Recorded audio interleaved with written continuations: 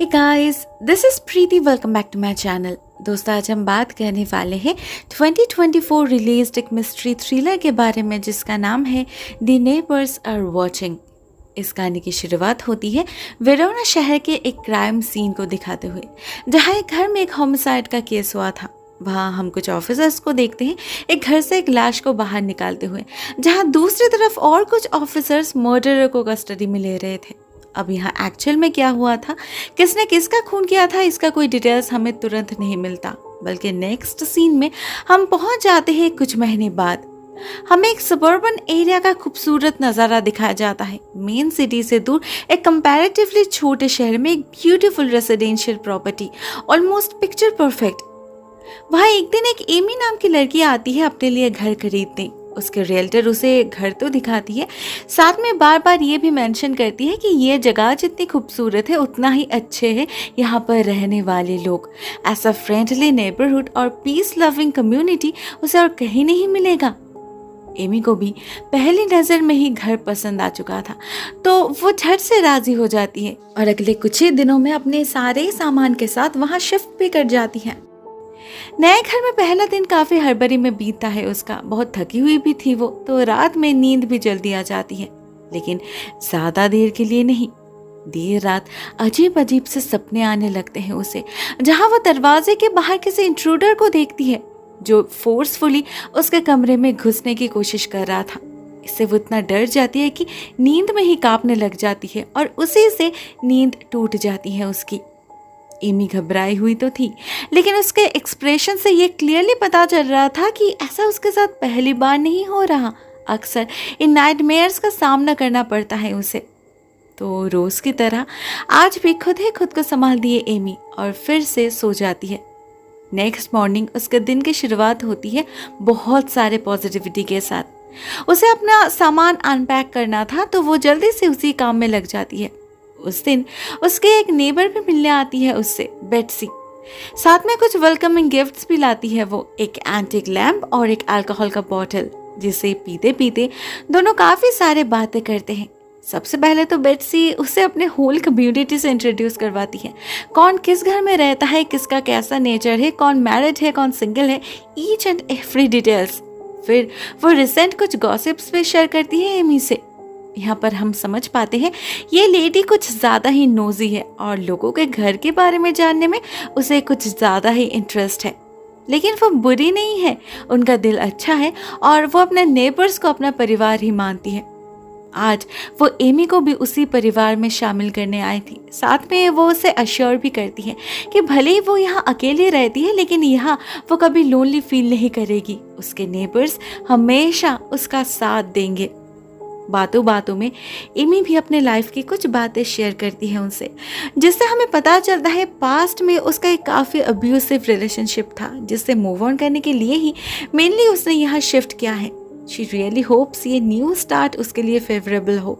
ऊपर से अगर ऐसे सपोर्टिव नेबर्स मिले तब तो और कोई प्रॉब्लम ही नहीं। उसी दिन बेट्सी के अलावा दो और नेबर्स भी मिलने आते हैं उससे, जैरेट और निकोल, जो भी इक्वली फ्रेंडली थे। एमी को सच में बहुत कंफर्टेबल फील होने लगा था उनके बीच। उधर उसका प्रोफेशनल लाइफ भी स्टार्ट हो चुका था। लोकल एक स्कूल में एज अ फैकल्टी ज्वाइन किया था उसने और पहले दिन ही सारे स्टूडेंट्स का दिल भी जीत लिया था। खुद प्रिंसिपल भी इम्प्रेस थे उससे। फाइनली एमी वो लाइफ लीड कर रही थी जिसके तलाश में वो यहाँ आई थी। खुश थी वो, सेटिस्फाइड भी, लेकिन उसके नाइटमेयर्स उसका पीछा ही नहीं छोड़ रहा था। बार बार वही धुंधले से इमेजेस दिखाई दे रहे थे उसे, एज इफ उसके जहन में वो बस चुकी हो। एमी कितना ही क्यों ना कोशिश कर ले, उनसे पीछा छुड़ा पाना उसके लिए इम्पॉसिबल था। ऊपर से इसी बीच उसके ऑलरेडी डिस्टर्ब्ड लाइफ में बिन बुलाए मेहमान की तरह फिर से कुछ अजीबोगरीब हादसे होने लगते हैं।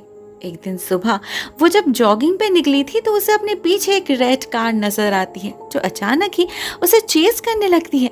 पहले तो एमी कुछ समझ नहीं पाती, फिर जब समझ पाती है तो उसके स्पीड से मैच नहीं कर पाती। बहुत मुश्किल से बिल्कुल अहम वक्त पर खुद को बचाती है वो। एमी समझ नहीं पाती ये कोई कोइंसिडेंस था या कोई जानबूझकर उसे हिट करना चाहता था, मगर कोई ऐसा क्यों करेगा? उसके साथ किसकी कैसी दुश्मनी? वो जब बेट्सी से ये बात शेयर करती है तो उसका भी सेम सवाल था। तो दोनों मिलकर फाइनली इस कंक्लूजन पर पहुंचते हैं कि ये जरूर कोई एक्सीडेंट ही होगा। साथ ही साथ बेट्सी उसे समझाती है कि उसका पास्ट कितना ही भयानक क्यों ना हो, वो उसका पास्ट ही है। उसके बारे में सोचकर वो अपना प्रेजेंट क्यों खराब कर रही। यहाँ वो सेफ है, यहाँ कोई उसका कुछ नहीं कर सकता। एक्चुअली बेट्सी को लग रहा था ये सब एमी के मन का वहम है। अपने पास्ट एक्सपीरियंसेस के चलते उसे ऐसे ख्याल आ रहे हैं, लेकिन वो देख नहीं पाती वही रेड कार उनसे कुछ ही दूरी पर खड़ी है और उसके अंदर से कोई उन पर नजर रख रहा है। एमी शायद सब कुछ इमेजिन नहीं कर रही, लेकिन इस सब के बीच उसके लाइफ में कुछ अच्छा भी होता है। नेक्स्ट डे उसके सामने वाले घर में एक हैंडसम बंदा शिफ्ट करता है, जिसे देखकर एमी तो पहले दिन ही पिघल जाती है। उधर वो लड़का भी उसे इक्वली भाव दे रहा था। खिड़की से बार बार झांक कर उसे ही तो देख रहा था वो। वैसे इसका एक फायदा भी होता है। उस दिन जॉगिंग करते वक्त एमी के साथ फिर से एक एक्सीडेंट होने जा रहा था। वो जिस मोड़ पर रेस्ट लेने के लिए खड़ी हुई थी, ठीक वहीं एक ट्रक भी खड़ा था। एमी नोटिस नहीं करती कब वो बैक ट्रैक करने लगा था और कान में ईयरफोन रहने के कारण उसे आवाज भी सुनाई नहीं दी। ठीक इसी समय फॉर्चुनेटली वो लड़का आकर उसे वहां से हटा देता है और एमी एक फेटल एक्सीडेंट के हाथ से बच जाती है। अब इस हादसे से दोनों की मुलाकात तो हो जाती है, लेकिन सिचुएशन एमी के लिए बहुत एम्बैरेसिंग था। उसका फर्स्ट इंप्रेशन तो मिट्टी में मिल चुका था। पता नहीं उसका क्रश क्या सोच रहा होगा उसके बारे में। कितनी केयरलेस है वो। एमी इतनी ऑकवर्ड फील कर रही थी कि उस लड़की की कोई भी बात उसके कान में घुस ही नहीं रही थी। बस उसका नाम जान लेती है वो, हेनरी हैच। फिर जैसे तैसे वहां से भाग निकलती है, लेकिन तब तक ऑलरेडी कम्युनिटी के सभी ने उन्हें एक साथ देख लिया था। ऑफ कोर्स बेट्सी ने भी। तो उससे और कंट्रोल नहीं होता। एमी के घर आने से पहले वो उसके बैक डोर से उसके घर में घुस जाती है। यहाँ पर हम नोटिस करते हैं एमी का बैक डोर प्रॉब्लमेटिक है, ठीक से बंद नहीं होता और ना ही लॉक्ड रहता है। लेकिन एमी तब ये सब कुछ भी देखने के मूड में नहीं थी। उसके मन में तो लड्डू फूटने लगे थे। तो जब बेट्सी उसे आइडिया देती है कि क्यों ना वो हेनरी को एक पाई गिफ्ट करे थैंक्स कहने के लिए और वेलकम गिफ्ट के तौर पर भी, इस बहाने दोनों ठीक से बात भी कर पाएंगे। ये आइडिया एमी को बहुत पसंद आता है, लेकिन उसे तो पाई बनाना आता ही नहीं था। ऐसे में उसकी मदद करते हैं जैरेट और निकोल। वो ही सारा सामान ले आते हैं और बेक भी वही करते हैं, मगर उसे लेकर हेनरी के घर जाती है एमी और इससे फायदा भी होता है। पता चलता है Henry is single and absolutely ready to mingle, तो उनकी जोड़ी बनने में देर नहीं लगती। दोनों कम्युनिटी के वेरियस गैदरिंग्स एक साथ ही अटेंड करने लगते हैं। वो लोग तो खुश थे ही, साथ में उनके नेबर्स भी उन्हें एनकरेज कर रहे थे। इस ब्यूटीफुल नेबरहुड को एक और ब्यूटीफुल कपल मिलेगा, इससे बढ़िया और क्या हो सकता है। एमी भी वही चाहती थी, लेकिन शायद कोई था जिससे उसकी ये खुशी बर्दाश्त नहीं हो रही थी। इस दौरान भी कुछ अजीबोगरीब हादसे होने लगते हैं उसके साथ। जैसे एक रात जब वो ऊपर अपने कमरे में सो रही थी तो अचानक एक आवाज से उसकी नींद टूट जाती है और जब वो नीचे जाती है तो उसे दिखाई देती है उसका बैक डोर खुला हुआ है, जबकि उसे क्लियरली याद है उसने सोने से पहले उसे बंद किया था।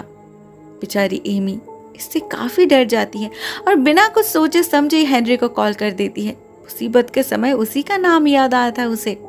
हेनरी आता है और सब कुछ चेक करके कंफर्म करता है कि घबराने वाली कोई बात नहीं है, ये बस उसका डोर है जो मैल फंक्शन कर रहा है।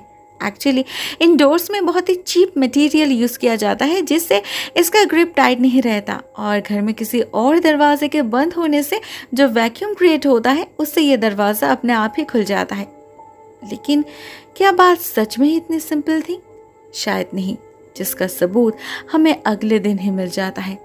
अगले दिन एमी के स्कूल में हम फिर से उसी रेड कार को देखते हैं, पार्किंग लॉट में खड़े। अंदर से कोई फिर से एमी पर नजर रख रहा था। इस बार एमी उस गाड़ी को नोटिस तो करती है, लेकिन शायद पहचान नहीं पाती। वो उसके सामने से ही निकल जाती है। इधर उसी शाम हम किसी को उसके घर में छुपके से एंटर करते हुए देखते हैं, उसी के बैक डोर से।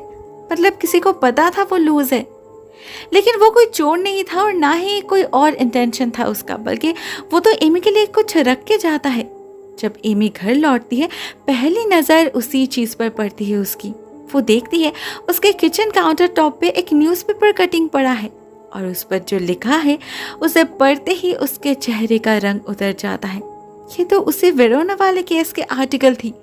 पता नहीं क्यों इसे देखकर एमी बहुत डर जाती है और एक लाइटर से जलाकर राख कर देती है उसे, मगर वो देख नहीं पाती वो इंट्रूडर अभी भी उसी के घर में है। एमी के ऊपर जाने के बाद बैकडोर से चुपके से निकल जाता है वो। इधर एमी को तो समझ ही नहीं आ रहा था उसके साथ ये सब क्या हो रहा है, कौन कर रहा है ये सब। पूरी रात टेंशन में नींद नहीं आती उसे। उधर ऐसे ही किसी पर शक भी नहीं कर पा रही थी वो। दूसरी तरफ अगले दिन ही हेनरी के घर उसका इनविटेशन था जिसके लिए वो सुपर एक्साइटेड थी। तो ऐसे में इन सब फालतू बातों को लेकर अपना मूड खराब करना नहीं चाहती थी। रात होते ही हम उसे हेनरी के घर जाते हुए देखते हैं जहां दोनों काफी देर तक बातें करते हैं। हम नोटिस करते हैं एमी अपने पास्ट को लेकर ज्यादा कंफर्टेबल नहीं है। इससे पहले भी बेट्सी से बात करते समय, कम्युनिटी के बाकी लेडीज से बात करते समय वो हमेशा इस टॉपिक को अवॉइड करती थी। इस बार भी हेनरी से वो इतना ही कहती है कि इससे पहले भी एक बार उसकी शादी हुई थी लेकिन वो उसके लाइफ की बिगेस्ट मिस्टेक थी। दूसरी तरफ हेनरी की कुछ बातें भी अटपटी लगती है हमें। वो कहता है वो लोग 2 भाई 1 बहन है, लेकिन लास्ट टाइम उसने कहा था उसके बस 6 बहनें हैं। उसके बातों में ये इनकंसिस्टेंसी एमी पकड़ नहीं पाती और ना ही हेनरी को उसके पास्ट में कोई इंटरेस्ट था। वो कहता है ना, प्यार में लोग सच में अंधे हो जाते हैं। इनका हाल भी वैसा ही था। They were madly in love। देखते देखते कुछ महीने ऐसे बीत जाते हैं और एक दिन एक जरूरी काम से हेनरी को बाहर जाने की जरूरत पड़ती है, बस कुछ दिनों के लिए। हेनरी जल्दी लौटने की प्रॉमिस करता है और जाते जाते एक अजीब सवाल भी करता है एमी से कि क्या वो खुश है। अब ऑब्वियसली इसका जवाब एमी हाँ ही देती है, लेकिन इसे सुनकर हेनरी के चेहरे पर जो सेटिस्फैक्शन दिखता है वो एक अलग ही लेवल का था। एमी अगले कुछ दिनों तक बहुत मिस करती है उसे। भले ही उसके नेबर्स उसे कंपनी दे रहे थे, फिर भी उनके बीच भी बहुत ही लोनली फील कर रही थी वो। ऊपर से न जाने क्यों हेनरी उसके एक भी मैसेज का रिप्लाई ही नहीं दे रहा था, तो उसे लेकर भी थोड़ी परेशान थी वो। ऐसे में एक दिन सुबह एक और झटका लगता है उसे। वो जब अपना मेल बॉक्स चेक कर रही थी तो वहां बाकी लेटर्स के साथ उसे एक एनोनिमस नोट भी मिलता है जिस पर लिखा था, तुमने क्या किया है वो हम जानते हैं। अब उसने क्या किया था वो तो एग्जैक्टली हमें पता नहीं था, लेकिन उस न्यूज़पेपर कटिंग के जैसे इसे देखकर भी इक्वली डर जाती है एमी और हड़बड़ी में घर भागती है। बेड से जो अपने खिड़की पर खड़े सब कुछ देख रही थी उसे कुछ पूछने का मौका ही नहीं मिलता। उधर हम घर में एमी को देखते हैं जो टेंशन में लिटरली कांप रही थी। ऐसे में हेनरी की कमी बहुत खल रही थी उसे। वही तो था उसका सपोर्ट सिस्टम, एक लौता इंसान जिस पर वो आंख बंद करके भी भरोसा कर सकती थी। मगर क्या वो सच में इस लायक था? शायद नहीं। इसका सबूत एमी को उसी रात मिल जाता है जब वो देर रात उसे एक दूसरे लड़की को लेकर घर लौटते हुए देखती है। एमी पहले तो अपने आंखों पर ही यकीन नहीं कर पा रही थी। हेनरी उसके साथ ऐसा कैसे कर सकता है और क्यों? काफी देर तक दोनों को ऑब्जर्व करती रहती है एमी। उन्हें हेनरी के बेडरूम में जाते हुए भी देखती है, फिर और कुछ देखने की हिम्मत नहीं होती उसे। किसी तरह वो अपने टूटे हुए दिल को संभालती है और सो जाती है। अगले दिन जब अर्ली मॉर्निंग उसकी नींद टूटती है तब वो उस लड़की को वापस जाते हुए भी देखती है और मन ही मन डिसाइड कर लेती है कि वो इस बारे में किसी से कुछ नहीं कहेगी, सिंपली इग्नोर करेगी हेनरी को। मगर ऐसा होता नहीं। उसके ऑफिस निकलते वक्त हेनरी खुद आता है उससे मिलने और बिल्कुल नॉर्मल बिहेव करता है, ऐसे कुछ हुआ ही नहीं। लेकिन एमी और उसका ये नाटक झेल नहीं पा रही थी। वो उसे कन्फ्रंट करती है, पूछती है उसने उस पर चीट क्यों किया। मगर इसका जवाब काफी अजीब देता है हेनरी। कहता है कौन सी लड़की, जैसे उसे कुछ समझ ही नहीं आ रहा। साथ में ये भी कहता है कि उसका फोन गिरकर टूट चुका है इसलिए ठीक से काम नहीं कर रहा। उसने एमी को रिप्लाई किया था, शायद डिलीवर नहीं हुआ। लेकिन एमी को उस लड़की के बारे में भी क्लैरिफिकेशन चाहिए था। हेनरी के इग्नोरेंट बिहेवियर से काफी नाराज हो जाती है वो और इम्पल्सिवली उसे थप्पड़ भी मार देती है, वो भी पूरे कम्युनिटी के सामने। तब जाके फाइनली अपना मुंह खोलता है हेनरी। कहता है वो लड़की उसकी बहन थी, उसका फ्लाइट लेट था इसलिए उसने उसे घर में लेकर आया था और उसके गेस्ट रूम में कोई मैट्रेस नहीं है इसलिए उसने उसे उसके बेडरूम में सोने के लिए बोला था। हेनरी तो उसे एमी से मिलवाना भी चाहता था, लेकिन उसका फ्लाइट अर्ली मॉर्निंग था इसलिए उसे जल्दी निकलना पड़ा। फाइनली एमी को अपने सारे जवाब मिल चुके थे, साथ में उसके सारे डाउट्स भी क्लियर हो चुके थे। लेकिन उससे जो बड़ी गलती हो चुकी थी उसका वो क्या करे? गुस्से में पागल होकर इतना बड़ा अपमान किया उसने हेनरी का। एमी रिग्रेट तो कर रही थी, लेकिन हेनरी उसे माफ़ नहीं करता। वो ब्रेकअप कर लेता है, जिससे एमी की हालत ख़राब हो जाती है। बच्चों की तरह फूट फूट कर रोने लगती है वो। ऐसे में बेट्सी आती है और उसे संभालती है, साथ में उसे अश्योर भी करती है कि सब कुछ ठीक हो जाएगा। कब तक खफा रहेगा वो? रहना तो उसे यहीं पर होगा ना। कुछ ना कुछ करके वो लोग उनका पैचअप करवा ही देंगे। उसे बस थोड़ा पेशेंस रखना है, दैट्स ऑल। एमी वो रखती भी है, लेकिन इसका कोई फायदा नहीं होता। उल्टा सिचुएशन और बिगड़ जाती है। हेनरी सारे नेबर्स की सिंपैथी गेन कर चुका था, तो सभी मिलकर एमी को इग्नोर करने लग जाते हैं। सरप्राइजिंगली हेनरी भी बहुत वियर्ड बिहेव कर रहा था। उसके बर्ताव में एमी के प्रति कोई गुस्सा नहीं था, बल्कि वो तो जैसे उसे नीचा दिखाने में ज्यादा इंटरेस्ट ले रहा था।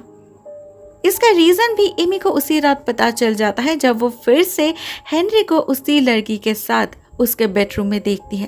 और इस बार तो दोनों इंटीमेट भी हो रहे थे। भला कोई बहन के साथ ऐसा कैसे कर सकता है? एमी 100% श्योर हो चुकी थी कि हेनरी उससे झूठ कह रहा है, लेकिन वो समझ नहीं पा रही थी क्यों। जो बंदा कुछ दिन पहले भी उसके प्यार में पागल था, वो अचानक उसके साथ ऐसा क्यों कर रहा है? क्यों सबके सामने ऐसा प्रिटेंड कर रहा है जैसे गलती एमी की है? ऑलमोस्ट पूरी सोसाइटी उसके तरफ हो चुका था। अब तो बेट्सी के अलावा कोई उससे बात भी नहीं कर रहा था।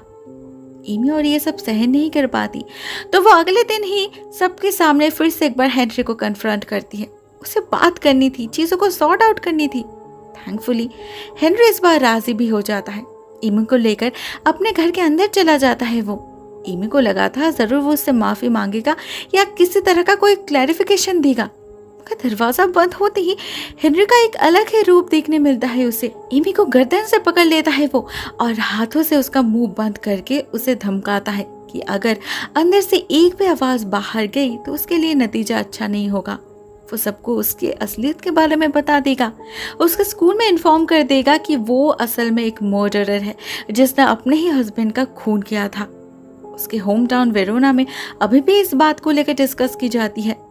इसे जानने के बाद क्या उसकी नौकरी रहेगी और उसके ये नेबर्स जिन पर वो जान छिड़कती है, क्या वो उसे एक्सेप्ट करेंगे?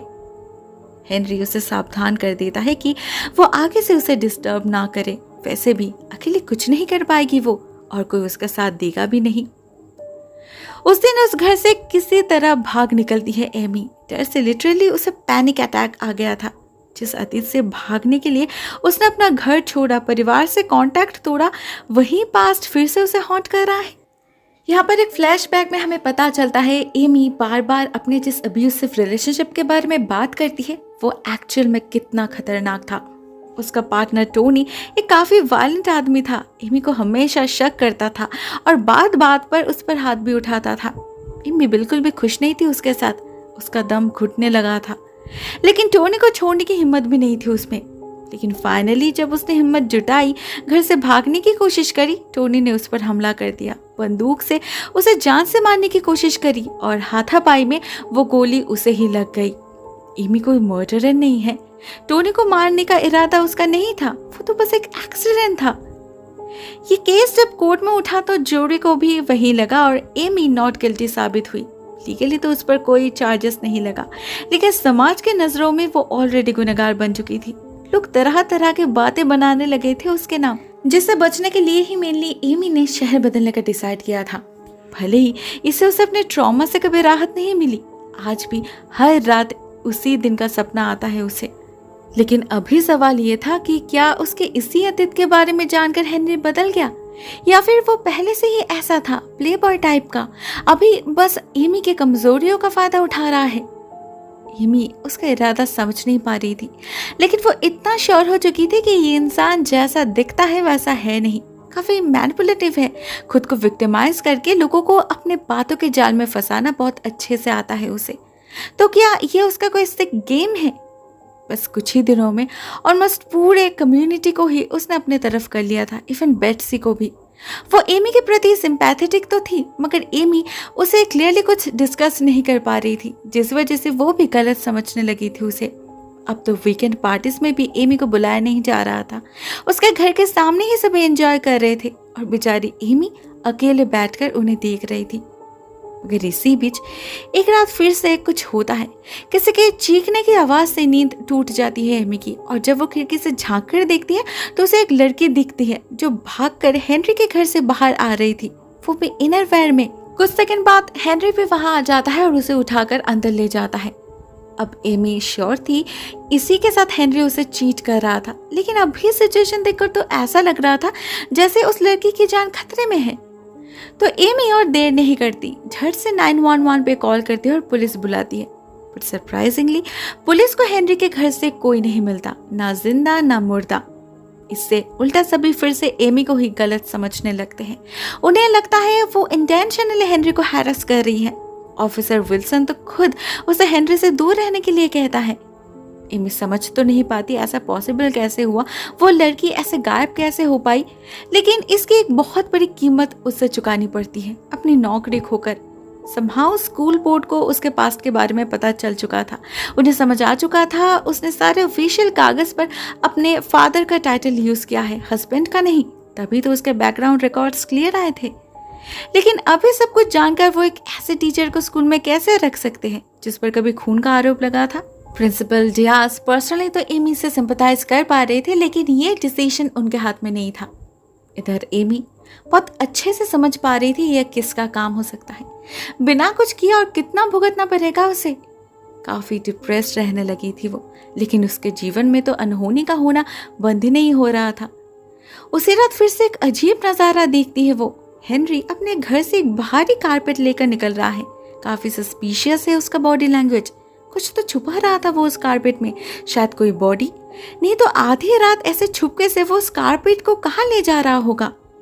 लेकिन इस बार और पुलिस को इन्फॉर्म करने की गलती नहीं करती एमी, बल्कि एक बहुत ही डेंजरस रिस्क लेती है।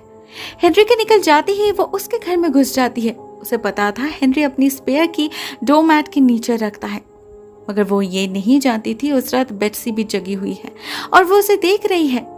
अब उसने सिर्फ एमी को ही देखी, उससे पहले हेनरी को नहीं। ये शायद एमी की बदकिस्मती थी, लेकिन अब जब उसने देख लिया था तो उसे कुछ तो स्टेप लेना ही था। तो उधर एमी घर में घुसती है और इधर बेट्सी कॉल करती है पुलिस को। बीच में बहुत ही कम वक्त मिलता है एमी को, मगर उसी में एक क्लू ढूंढ लेती है वो। हेनरी का लैपटॉप तब भी ऑन था और उसमें एक वेबसाइट भी खुला हुआ था। एमी उसका लिंक अपने फोन में सेव कर लेती है और इतने में पुलिस आ जाती है। हेनरी भी तब तक लौट चुका था और एमी की ऐसी हालत देखकर बहुत खुश हुआ था वो। हर बार की तरह इस बार भी पुलिस को उसके अगेंस्ट कुछ नहीं मिलता, कुछ नहीं था उस कारपेट के अंदर। हेनरी कहता है उसके वॉशिंग मशीन में एक लीकेज हुआ था जिस कारण से उसका ये कारपेट भीग गया था। वो नहीं चाहता था पूरी रात ये गंदा कारपेट फ्लोर को खराब करता रहे, इसीलिए वो जल्दी में इसे फेंकने गया था।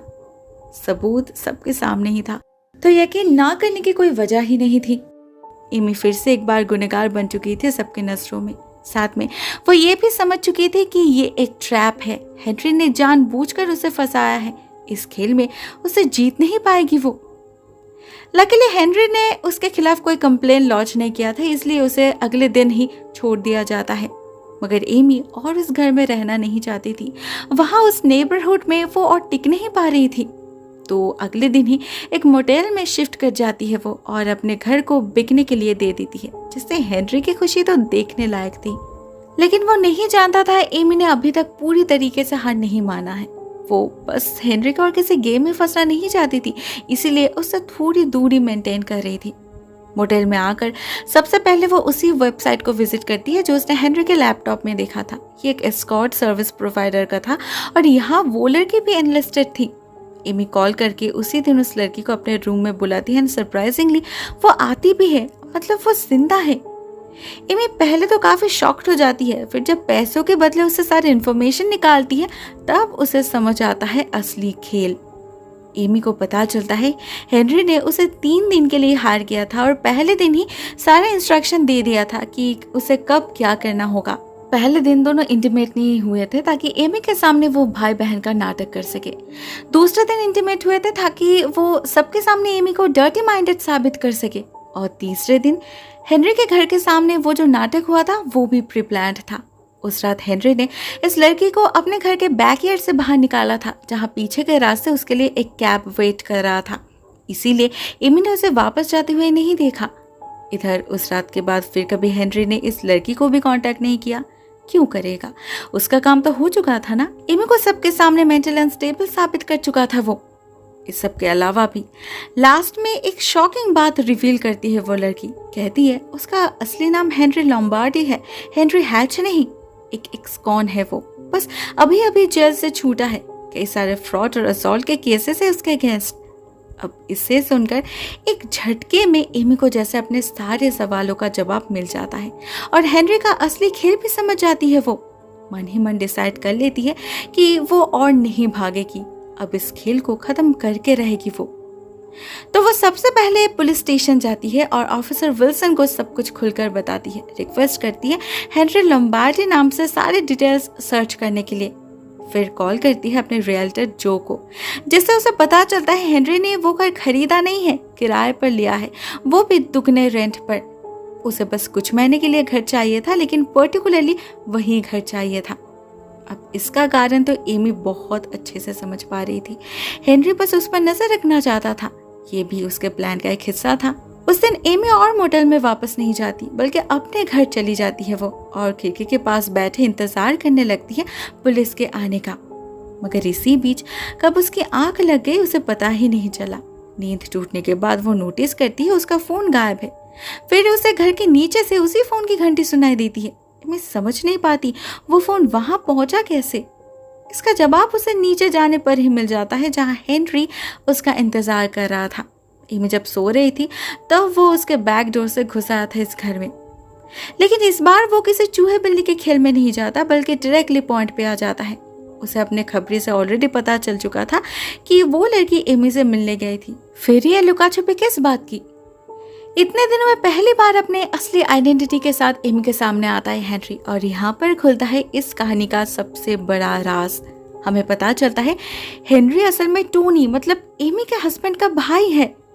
वो इतने दिनों से जेल में था, इसलिए भाग्य मौत के वक्त वहां जा नहीं पाया, लेकिन अभी वो आ चुका है बदला लेने। उसका इनिशियल प्लान तो था पहले दिन ही एमी को मार डालने का। वो जो रेड कार उसे फॉलो कर रही थी उसमें वही तो था। फिर जब उसने एमी के बारे में जाना, उसका नया घर, नए दोस्त, नई जिंदगी को लेकर खुशी देखी, सेटिस्फैक्शन देखी, तब उसे लगा एमी को जान से मारने से पहले उसकी एक खुशहाल जिंदगी तबाह करना होगा। ये जो नेबर्स उसे अपना दोस्त मानते हैं, उनके नजरों में गिराना होगा उसे। तो उसी दिन से उसने अपना काम भी शुरू कर दिया। वो न्यूज़पेपर क्लिपिंग, वो क्रिप्टिक नोट्स उसी ने तो छोड़ा था एमी के लिए।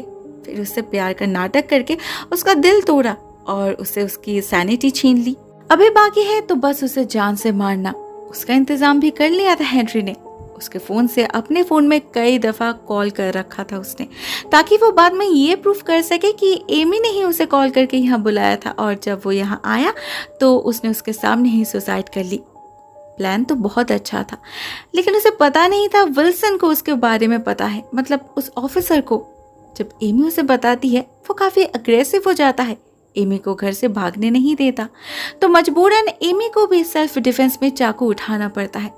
वो बार बार हेनरी को समझाने की कोशिश कर रही थी कि उसने टोनी को जानबूझकर नहीं मारा, वो एक एक्सीडेंट था, लेकिन हेनरी सुनता ही नहीं। धीरे धीरे एमी को बिल्कुल कॉर्नर कर चुका था वो, बिल्कुल टोनी की तरह पागलपन के हद तक पहुंच चुका था वो। एमी के पास हिलने की जगह तक नहीं बची थी। बट फॉर्चुनेटली ठीक इसी समय बेड से आकर पीछे से हेनरी पर हमला कर देती है और एक लैम्प से उसके माथे पर वार करके उसे बेहोश कर देती है। एक्चुअली हेनरी जब आज रात छुपके से एमी के घर में घुस रहा था, तब बेट्सी ने उसे देख लिया था। उसने उसका पीछा किया और छुपके से उनकी सारी बातें सुन ली। अब और उसके दिल में कोई शक नहीं था। फाइनली उसे समझ आ चुका था कौन सही है और कौन गलत। उधर तब तक पुलिस भी आ चुकी थी, तो ऑफिसर्स हेनरी को अरेस्ट कर लेते हैं और इधर एमी फिर से एक बार इनोसेंट साबित हो जाती है। सभी को माफी मांगना पड़ता है उससे। आफ्टर ऑल उन लोगों ने भी तो कुछ कम ह्यूमिलेट नहीं किया था उसे। लेकिन हाँ, आज बेट्सी जैसे एक नोजी नेबर के कारण ही जिद्दा थी एमी। अगर वो हमेशा बाहर नजर नहीं रखती तब तो हेनरी को वो देख भी नहीं पाती ना। सच में कभी कभी कुछ बुरी आदतें भी बहुत काम आ जाते हैं, है ना। दोस्तों, ये कहानी यहीं पर एंड हो जाती है। Honestly I really enjoyed watching this film. इसके स्टोरी और प्लॉट ट्विस्ट काफी कमाल के हैं। दोस्तों आपको ये वीडियो कैसी लगी कमेंट सेक्शन में ज़रूर लिखना। आज के लिए बस इतना ही दोस्तों। Thank you so much for watching this video. बहुत जल्द मिलता है किसी और नई वीडियो के साथ, तब तक के लिए टेक केयर, टाटा।